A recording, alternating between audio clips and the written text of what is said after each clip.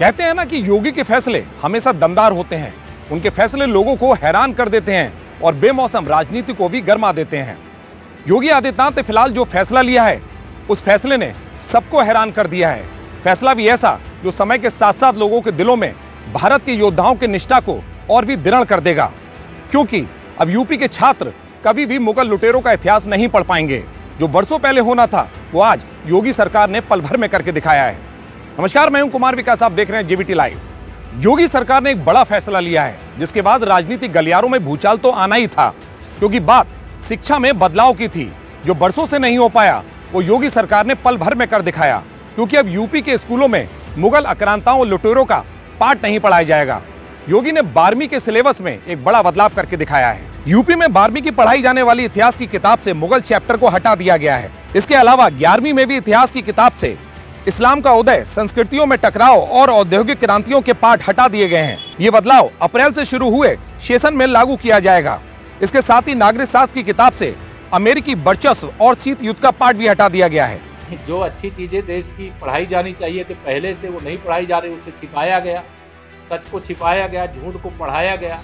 आज सच को पढ़ाने की तैयारी है उसका बिल्कुल। शिक्षा की किताबों से मुगल लुटेरे क्या गायब हुए, तो मानो लिबरल गैंग में खलबली सी मच गई है। हालात ये हो गए हैं कि तुष्टीकरण की राजनीति पर रोटियां सेकने वाली सियासी पार्टियां अपनी छाती पीट रही हैं और कह रही हैं कि इतिहास के साथ खिलवाड़ हो रहा है।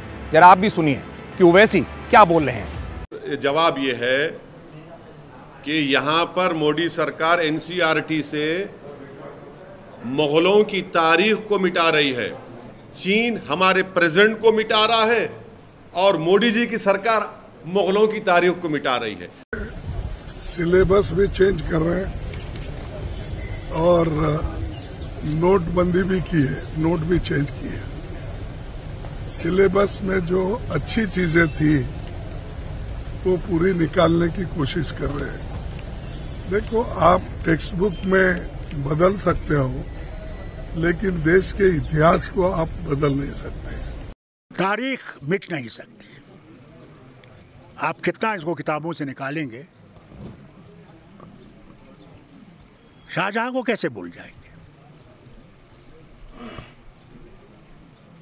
औरंगजेब को कैसे भूल जाएंगे, अकबर को कैसे भूल जाएंगे, बाबर को कैसे भूल जाएंगे, हुमायूं को कैसे भूल जाएंगे, जहांगीर को कैसे भूल जाएंगे। ये क्या तमाशा है।